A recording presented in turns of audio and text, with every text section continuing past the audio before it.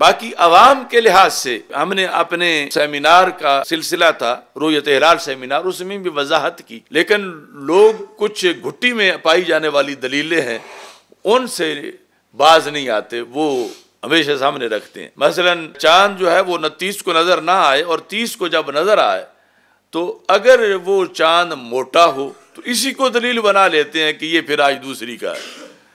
اگر وہ زیادہ دیر تک رہے نسبتاً تو پھر بھی کہتے ہیں یہ دوسری کا،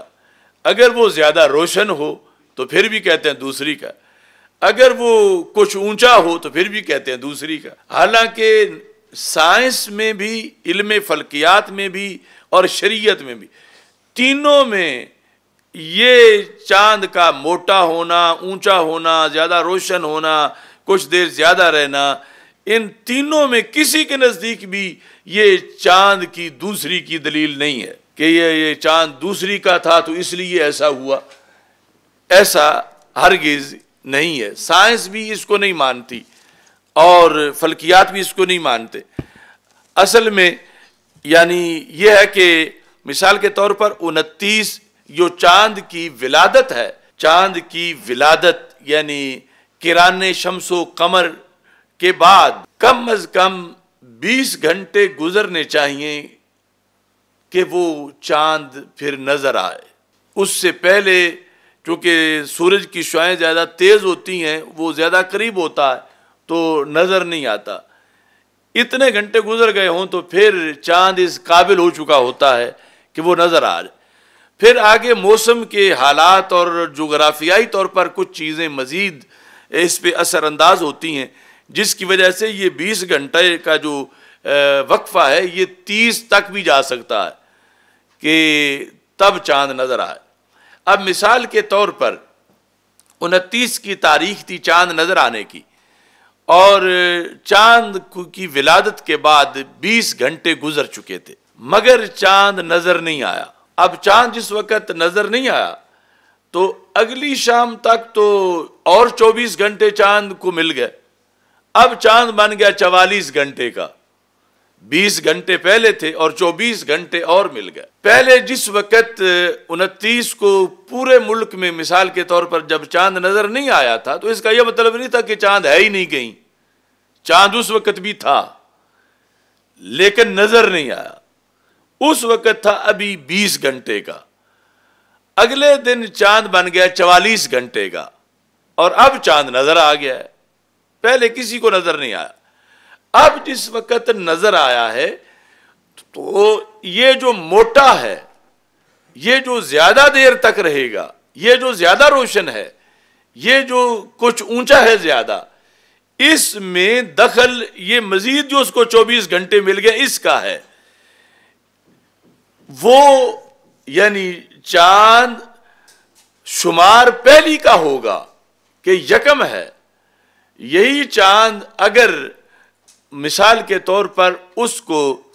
22 گھنٹے ہوئے ہوتے ولادت کے بعد اور مغرب کا ٹائم آ جاتا اور چاند نظر آ جاتا تو اب یہ چاند ہونا تھا یکم، نظر آ گیا ہے، لیکن اس نے باریک ہونا تھا چونکہ ہے ہی سارا 22 گھنٹوں، تو کبھی نظر آتا ہے 22 گھنٹے کا چاند، کبھی نظر آتا ہے 44 گھنٹے کا چاند۔ اب شریعت نے یا سائنس نے اس کے یکم دو ہونے کا اعتبار کرنا نظر آنے پر، اور ادھر چھوٹے بٹے کا معیار جو مدار ہے وہ اس کی عمر پر ہے کہ اس کے گھنٹے کتنے زیادہ گزر گئے ہیں۔ تو اس بنیاد پر کبھی ایسا ہوتا ہے کہ چاند وہ 30 پہ نظر آتا ہے، ہوتا یکم کا ہی ہے،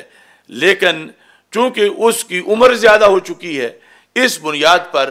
وہ موٹا ہے، اس بنیاد پر وہ زیادہ روشن ہے، اس بنیاد پر زیادہ اونچا ہے یا زیادہ دیر موجود رہا ہے۔ تو یہ جو چاند کی جسامت ہے اس کا دخل پہلی دوسری کے ساتھ کوئی نہیں، اس کا دخل اس کی عمر کے لحاظ سے ہے کہ ولادت سے گھنٹے کتنے گزر گئے ہیں۔ پہلی دوسری کا جو تعلق ہے وہ دیکھنے کے لحاظ سے ہے،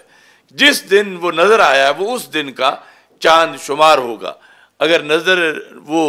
پہلی کو آ جاتا ہے تو پہلی کا ہے، خواہ موٹا ہے خواہ چھوٹا ہے، دوسری کو آ جائے تو یعنی جس دن وہ لوگ دوسری سمجھے ہوئے ہیں، وہ پہلی کہی ہے، مطلب یہ لفظ بولو کہ 29 کو آ جائے یا 30 کو نہ آ جائے، تو جس دن وہ نظر آئے اس دن کا وہ چاند ہے، وہ اس کی پہلی تاریخ ہے۔ ہاں یہ ہو سکتا ہے کہ کبھی عمر اس کی جو ہے وہ 20 گھنٹے ہوگی، کبھی 35 گھنٹے ہوگی، کبھی 40 گھنٹے ہوگی، کبھی اس سے بھی زیادہ ہوگی، تو اس عمر کی بنیاد پر یہ ڈیپینڈ کرتا ہے اس کا عمر پر کہ وہ موٹا ہے یا اس کی صورتحال کیا ہے۔ باقی اس میں یہ احادیث بھی پیش نظر رکھنی چاہیے کہ موجم اوسط میں یہ حدیث شریف ہے کہ رسول اکرم صلی اللہ علیہ وسلم نے جو قیامت کی علامتیں بیان کی ہیں، حدیث نمبر 6864، تو عن ابی ہریرہ رضی اللہ تعالی عنہ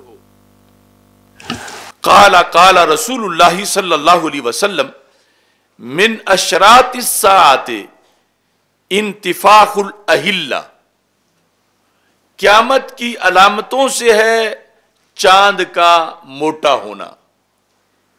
من اشراط الساعۃ انتفاخ الاہلہ، کہ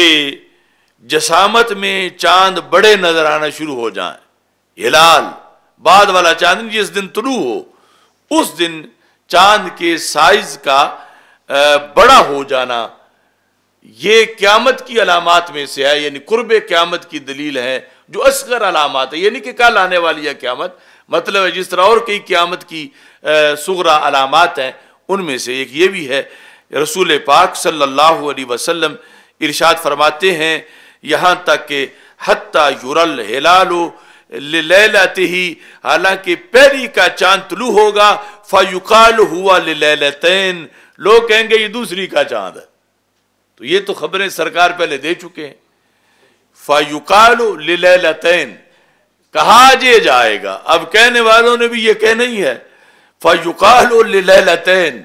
کہ یہ تو دوسری کا چاند ہے، لیکن سرکار فرماتے ہیں وہ چاند پہلی کا ہی ہوگا، مگر قرب قیامت کی بنیاد پر